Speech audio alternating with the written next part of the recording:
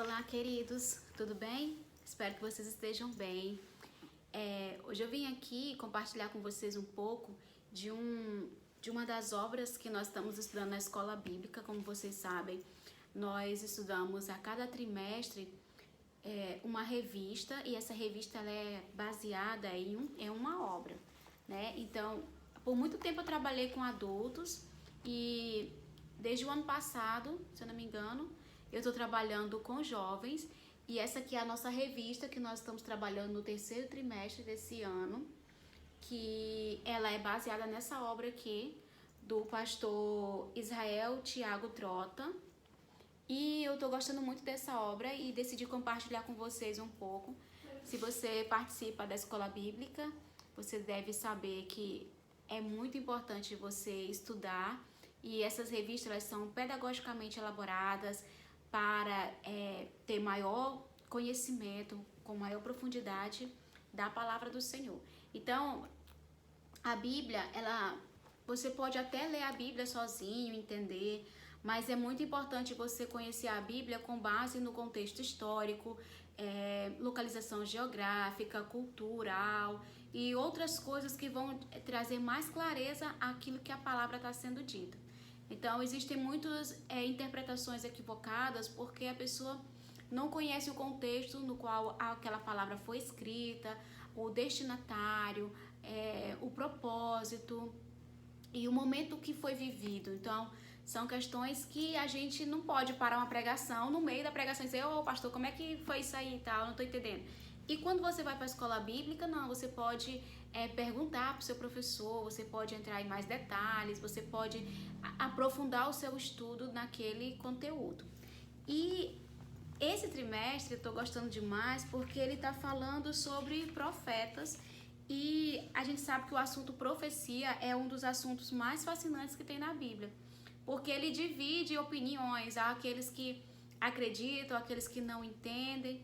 Então, a profecia ela é uma forma de comunicação de Deus com o homem. Deus se comunica por meio de profetas. E a profecia ela é tão importante na Bíblia que ela tem sua origem no próprio Deus. E ela não é usada apenas como não se trata apenas de uma ferramenta humana, mas fala de um relacionamento que Deus tem com o homem, e por meio desse relacionamento ele permite que o homem conheça Deus e seja conhecido de Deus.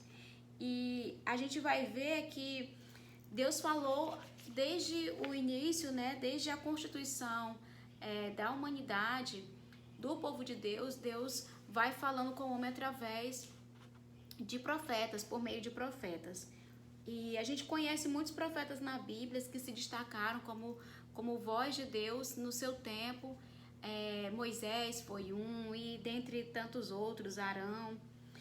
E é interessante quando você estuda sobre isso que os reis e os sacerdotes, para serem escolhidos, para serem levantados, eles tinham que vir de uma linhagem ou real ou sacerdotal, enquanto que esse cargo ele era exclusivo para homens.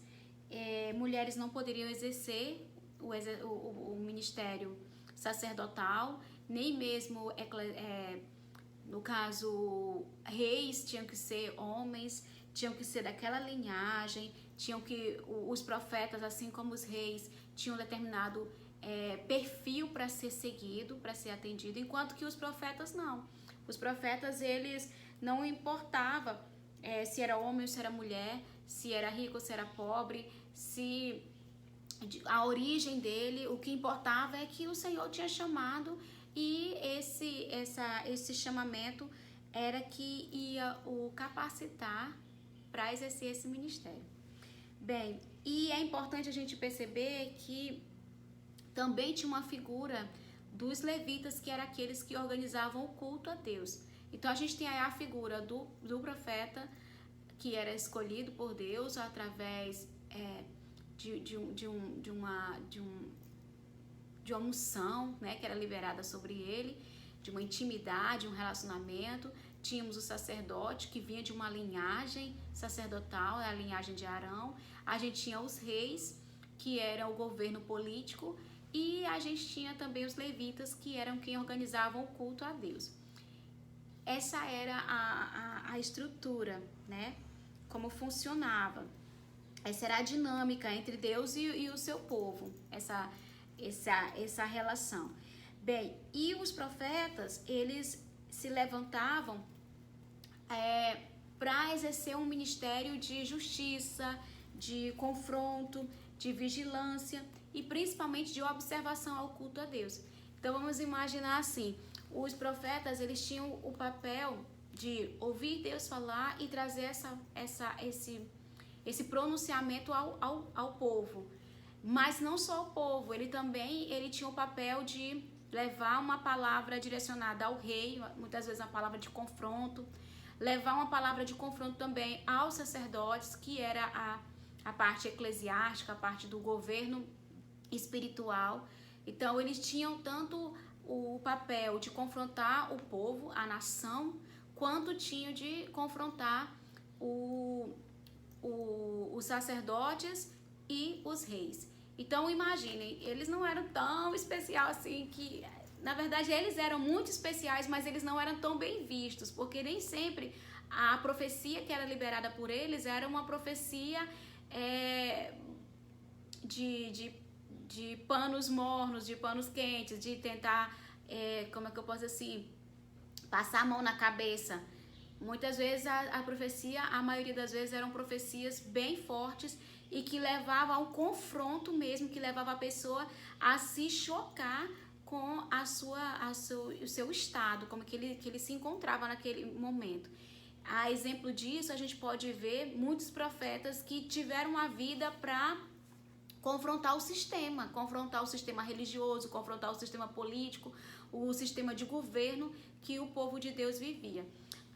E a gente pode citar Jeremias, né? Que Jeremias foi levantado por Deus, a palavra do Senhor diz que ele foi chamado desde o ventre para derrubar, para quebrar, para destruir aquela situação que estava instaurada. Mas que a partir dessa palavra de confronto, essa palavra de desafio, ele também deveria trazer uma palavra de reestrutura, de mudança e de restauração. E nessa obra que nós estamos estudando, ela vai falar, o pastor Israel Tiago Trota vai falar sobre os 12 profetas menores. E aí ele começa com Oséias, depois Joel, Amós, e ele vai trazendo todos os profetas menores. E eu acho muito interessante a gente conhecer cada um deles, a gente ver como que eles exerceram esse ministério que era aberto, que era um ministério que não tinha acepção de pessoa, não tinha uma obrigatoriedade de uma linhagem, e que os profetas, eles, por conta disso, eles sofriam muito desprezo. Eles eram pessoas que eram perseguidos pelos homens poderosos, eles tinham muito, como é que eu posso dizer, rejeição principalmente do clero, da parte dos sacerdotes, dos reis. Então tinha muita perseguição. A exemplo disso, a gente vai ver também que lá dos profetas maiores, Isaías foi muito perseguido, né? Então, o termo profeta significa aquele que profere, que anuncia a mensagem. E ele fala em nome de Deus, ele é como aquele que leva a palavra de Deus em nome do Senhor. E é traduzido por aquele também que pode predizer o futuro. Isso significa que ele não é um vidente, mas a palavra aponta para coisas futuras, né? Uma coisa interessante também é que eles podem interpretar tanto fatos que foram passados quanto fatos presentes, né? E essa é uma tarefa muito difícil de comunicar profecias. Nem sempre vai ter uma boa aceitação, uma boa receptividade, nem sempre vai ter ali um retorno positivo. E a exemplo, eu posso lembrar de Jonas, né? Que Jonas foi convidado por Deus, ele recebeu a missão de Deus para levar uma palavra a um povo estrangeiro em Nínive, e ele simplesmente imaginou, eles vão me matar. E a gente vai ver isso depois, né? Sobre Jonas. Bem, mas cada profeta que Deus levanta, ele tinha um papel social, um papel de uma palavra autêntica, mas que refletisse a vontade de Deus. E o meu propósito aqui hoje é falar sobre a importância de nós conhecermos os profetas, a importância de nós entendermos o momento em que ele viveu, a importância da gente saber como eles foram imprescindíveis para que o homem pudesse se relacionar com Deus. E eu quero convidar você a participar dos estudos voltados para os profetas, para a gente poder conhecer, para ter nosso entendimento à luz da palavra do Senhor. E principalmente, esse é um tempo de nós bebermos na fonte do Senhor, bebermos na palavra. E nada mais importante do que você fazer estudos. Se você não participa da escola bíblica, mas encontre um grupo de amigos que tenham interesses em comum e comece a estudar com anotações, com confrontos de interpretação, estudando comentários, tirando também um tempo para orar e pedir para Deus direcionamento, entendimento. Eu sei que estudar não é bom. Muitas pessoas podem dizer assim, estudar é bom, mas não é. Exige de nós tempo, exige de nós dedicação, exige de nós disciplina, mas para que nós possamos conhecer Deus melhor, para que a gente possa conhecer a palavra dele melhor, para que a gente não seja levado por ventos de doutrina, porque a gente não possa ficar bebendo em águas que outros já beberam. Por que eu estou dizendo isso? Porque muitas vezes a gente acaba recebendo uma mensagem que não é verdadeira porque a gente teve preguiça ou não teve motivação para ir diretamente à palavra do Senhor.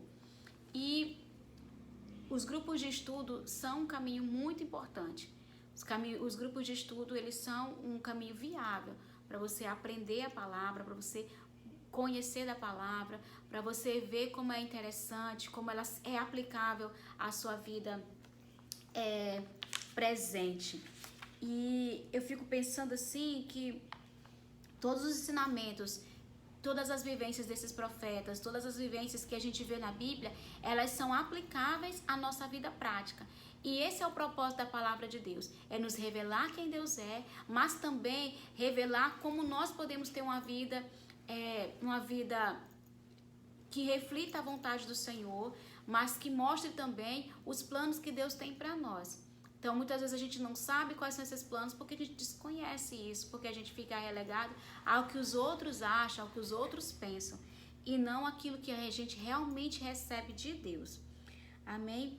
Então, os profetas, eles falavam, eles confrontavam tanto o sacerdote, que era o governo religioso, quanto o governo político, que eram os reis, e ele liberava uma palavra no ambiente religioso e político. Então, às vezes a gente pensa, mas os religiosos não precisam de confronto. Eles precisam de confronto, tanto quanto o governo político. E a gente só vai entender isso à medida que a gente conhece a palavra, à medida que a gente conhece mais de Deus e de como Deus fala conosco. Ele não nos deixa enganados se nós estivermos sensíveis à sua voz, estivermos atentos àquilo que ele tem para falar para cada um de nós. Amém? Então, eu quero apresentar esse livro. Ele é maravilhoso e quero indicar você, motivar você a participar de estudos da palavra do Senhor. Amém? Não apenas com caráter religioso, mas com caráter de conhecer seu Deus, aquele que lhe criou, aquele que lhe gerou, que soprou sobre você o sopro da sua própria existência. Amém? E seja motivado, meu querido, minha querida, a participar da escola bíblica ou de grupos de estudos com seus amigos. Seja motivado a conhecer seu Deus intimamente. Seja motivado a viver na presença do Senhor com a verdade que Ele declarou para nós na sua própria palavra. Ele nunca nos enganou. Ele sempre nos deu tudo aquilo que nós precisamos saber.